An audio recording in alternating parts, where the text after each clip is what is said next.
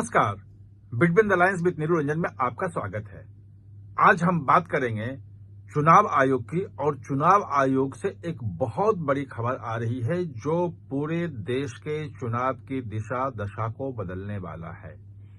अभी सिर्फ बिहार को लेकर हंगामा हो रहा है और वहां जो हंगामा हो रहा है वो सिर्फ वहीं तक सीमित नहीं रहेगा, पूरे देश में वो फैलने जा रहा है। चुनाव आयोग क्या क्या कदम उठा रहा है, क्या वहां से खबर आ रही है और विपक्ष में इसको लेकर कैसे हड़कंप मचने वाला है, विपक्ष कैसे परेशान होने वाला है, इन तमाम बिंदुओं पर आज हम चर्चा करेंगे। उसके क्या प्रभाव होंगे, क्या कदम है, कैसे पूरे देश में जो चुनाव सुधार और खास तौर पे जो वोटर लिस्ट में सुधार है उसको पारदर्शी और दुरुस्त बनाना है, उस दिशा में कैसे बड़ा कदम चुनाव आयोग उठा रहा है, ये जानना जरूरी है। तो सबसे पहले जो बिहार में हुआ है, जिसको कहा जाते हैं कि भाई वो सघन पुनरीक्षण चल रहा है, मतलब एक एक हर मतदाता को, चाहे उसका वोटर लिस्ट में नाम है या नहीं है, फॉर्म भरना है उसको और उसमें अपना नया फोटो लगाना है, क्योंकि बहुत सारे फोटो जो हैं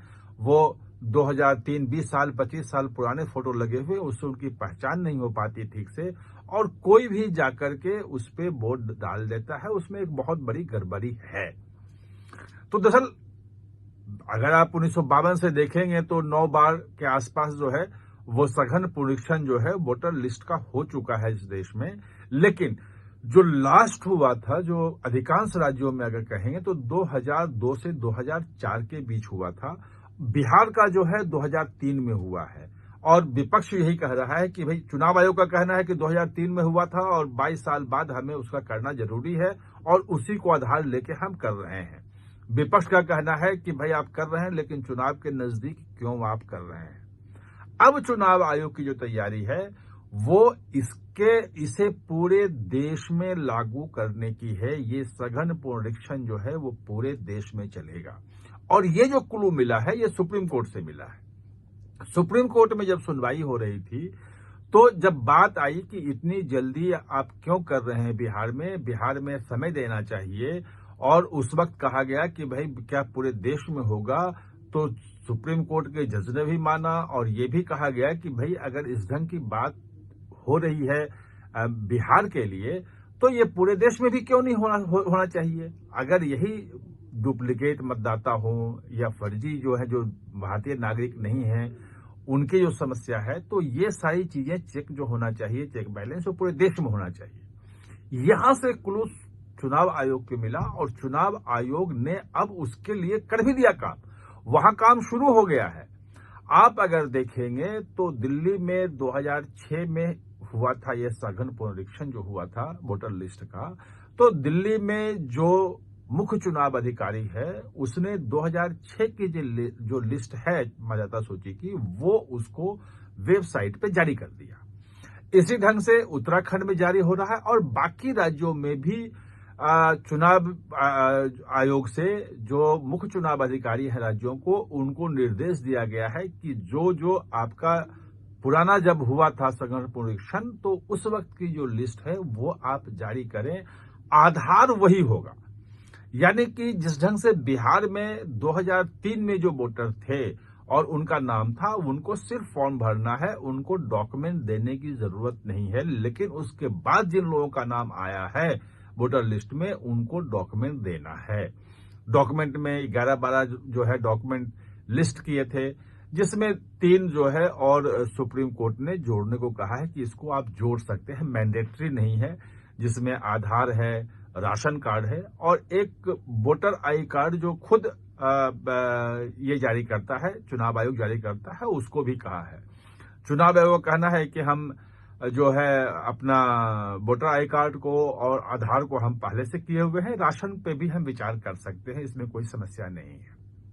तो ये जो 12, 14 या 15 जो भी डॉक्यूमेंट है, और सुप्रीम कोर्ट से अब 28 जुलाई को जब सुनवाई होगी तो निकल के आ जाएगा कि सचमुच में कौन कौन से डॉक्यूमेंट की क्या वैल्यू है और वो कौन कौन सा डॉक्यूमेंट रहेगा, क्या रिजल्ट आता है।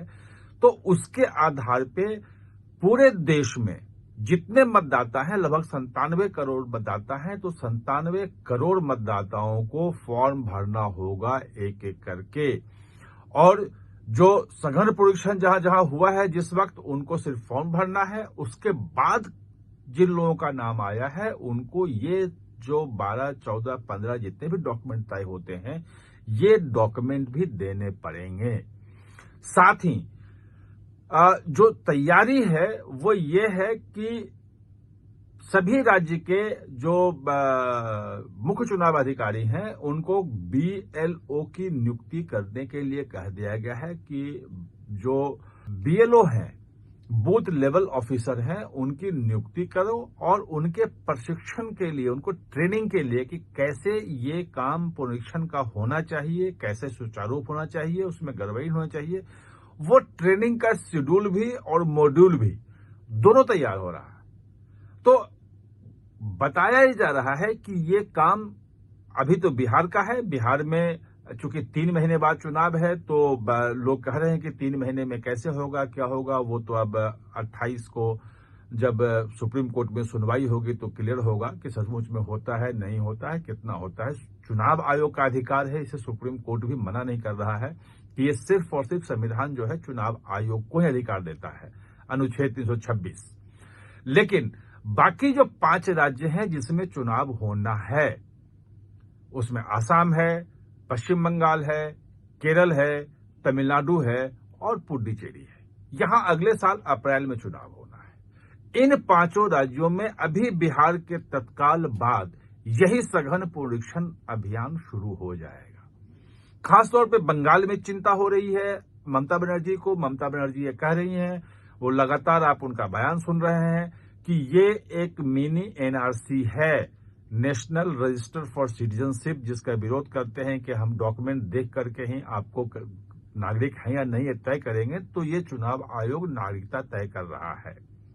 सुप्रीम कोर्ट में भी विपक्ष द्वारा यही उठाया गया था कि भाई नागरिकता तय करने का अधिकार जो है वो एमएचए को है, गृह मंत्रालय को है, चुनाव आयोग को नहीं है।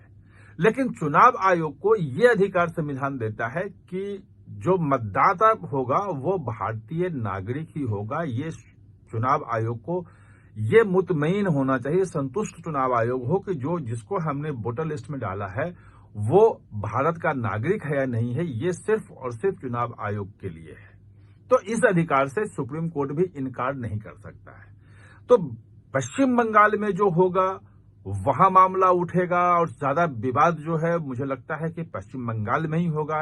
बिहार से ज्यादा बड़ा मुद्दा जो है यह पश्चिम बंगाल में बनेगा। लेकिन पूरे देश में, दिल्ली हो, दिल्ली में भी इलीगल जो है बहुत सारे बांग्लादेशी हैं। आप जानते हैं कैसे दिल्ली के चुनाव के पहले भी एक सघन अभियान जो है दिल्ली पुलिस ने चलाया था बांग्लादेशियों की धरपकड़ का, वो अलग है। लेकिन वोटर लिस्ट से बाहर निकालने की जो बात है कि भाई आप डॉक्यूमेंट दें और डॉक्यूमेंट की जांच होगी, उसमें जन्म प्रमाण पत्र भी है, बाकी चीजें हैं, वो सुप्रीम कोर्ट से तय हुआ क्या क्या चीजें हैं। तो ये एक बहुत बड़ी खबर चुनाव आयोग से आ रही है और पूरे देश में मतदाता सूची को नए सिरे से तैयार किया जाएगा। 97 करोड़ जो मतदाता हैं सभी को अपना फॉर्म भरना होगा, अपना जो डॉक्यूमेंट देना होगा। जो पिछले पुनरीक्षण में जिनका नाम था वो सिर्फ फॉर्म भरेंगे, जो उस वक्त जिनका नाम नहीं था उनको ये डॉक्यूमेंट अपने प्रूफ के रूप में देने पड़ेंगे। और उसके बाद कहा जाता है कि जो मतदाता सूची बनेगी उस सूची में डुप्लीकेट वोटर्स भी नहीं होंगे और शायद फर्जी वोटर्स भी जो भारतीय नागरिक नहीं है ऐसे वोटर बने हुए, उनकी संख्या भी निश्चित रूप से कम होगी। आप हमारे साथ चर्चा में जुड़े, इसके लिए बहुत बहुत धन्यवाद। और हाँ, चैनल को सब्सक्राइब करना ना भूलें, इसका बेल आइकन दबाएं ताकि नया वीडियो कोई भी आए तो उसका नोटिफिकेशन समय पे आपको मिल जाए।